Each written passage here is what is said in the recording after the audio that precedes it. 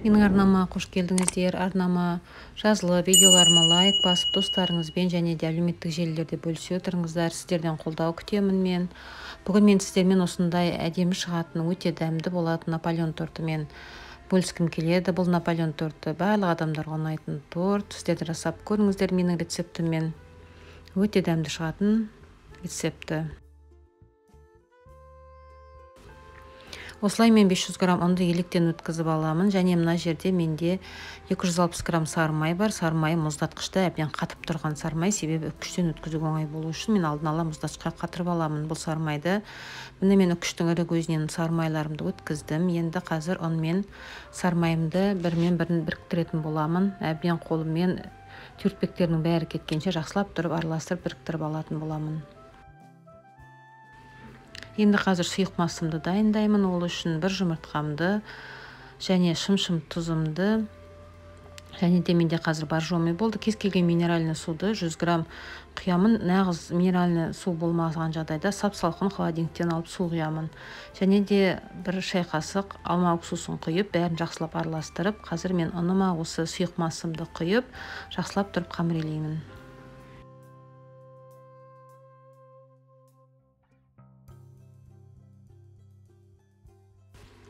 Міне мен қамырымды бәрін біріктіріп илеп алдым. Мен қазір оны бір мешокке салып, холодильникке, кәдімгі тоңазытқышқа 1-2 сағатқа қойып аламын. Міне менің қамырым 1-2 сағат тұрды. Енді осыны 70-74 грамм аралығында 12 бөлікке бөлемін. Қамырларыңызды өлшеп алып, сосын 12-ке бөліп шығарсаңыздар да болады. Мен бірақ сол 70-74-тің аралығында 12 бөлік шығатын болғандықтан осылай өлшеп алдым. 12 бөлікке бөліп, оны және домалақтап, қазір мешогыме қайтадан салып, және шетінен ысып тортымды дайындайтын боламын. Міне бір кусогын алып, мен ыса бастадым. Егер де қамырыңыз неге жабысса, онда жайлап аздап қана ұн себе отырып жайсаңыздар болады. Мен пергаменттерімді кесіп дайындап қойдым 12 тестіма. Міне осылай пергаменттің үстіне қойып, тағы да кішкене жайып жіберетін боламын. Осылай жақсылап тұрып жайып алдым қамырымды, және де 23-тік диаметрмен осылай кесіп аламын. Міне кесіп алған қамырымды шанышқымен осылай тесіп шығамын, себебі қамыр көтеріліп кетуі мүмкін пеште болғанда, сол себепті міндетті түрде тесу керексіздер. Міне мен осылай барлық қамырларымды осылай пергаментке дайындап алдым. Бұл пеште ұзағырақ піседі, сондықтан да пешіңізге алдын сала берсеңіздер де болады. Менде смек пеші, мен 4-еуін бірден пісіретін болғандықтан осылай тезірек 4-еуден жасап тұрып пісіре бердім. 180 градуста әбден қызарғанша пісіріп аласыздар. Міне менің наполеондарым қоржы пісті. Қорждарымды бөлек және жан жағындағы артық қалған нелерін, қорждардың артықтарын қазір мен бөлек ыдысқа жинап қоямын. Бұл бізге сыртын жасауға керек болады. Енді мен осы жерде кремімді дайындаймын. Кремме 33% кез келген сливкеді аласыз. Сап-салқын болу керек холодильникте, және осыған қант немесе қант пудрасын салып, миксермен қойылғанша жақсылап тұрып езіп крем жасап аласыздар.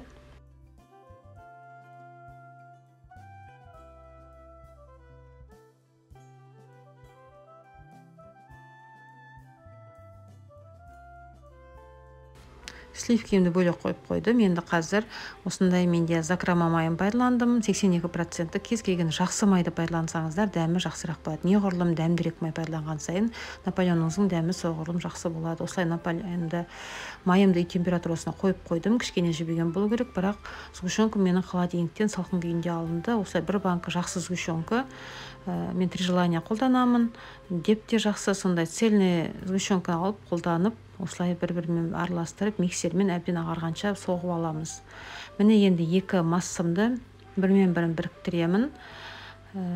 Жаңа сары май мен сгущенкамды сливкемнің үстіне салып, қазір астынан үстіне қарай басып алмай, жайлап отырып кремімді біріктіргенше араластыратын боламын. Осындай менде өте тамаша қоймалжың крем шығады.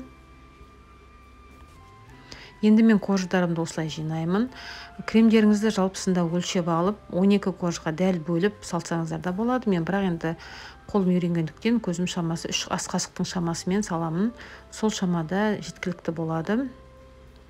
осылай қасықпен салып алып, және кистімен осылай жағып шықтым. Барлық торттарымды осы кремді жаға отырып торттарымды жинап алдым. Және ең соңғы бөлігін салғаннан кейін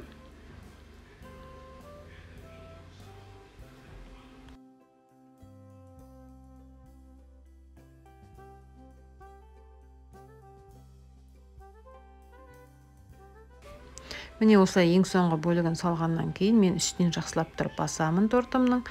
Және де қалған кремді бетіне жан-жағына әдемілеп тұрып жайып, тортымды біркелкі қылып кремді жағып шығамын. Міне торттың кремдерін жағып алдым. Енді қазір мен торттың жан-жағынан шыққан қуырждарды бәрін уақтап езіп аламын қолменен. Тесті өте күтірлік, сондай мортылдақ тесті болады. Қолмен езген кезде жап-жақсы уатылады. Енді осы езіп алған қуырждарды торттың жан-жағына сеуіп әдемілеп шығамын.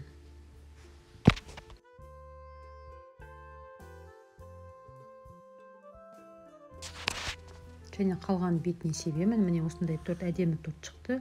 Мен әдемілік үстіне сахарный пудра септім. Сіздер сеппесеңіздер де болады. Және де әдемілік үшін клубникамды қойып, тоңазытқышқа бір 2-3 сағатқа салып аласыздар. Крем сіңіп өте дәмді торт болады.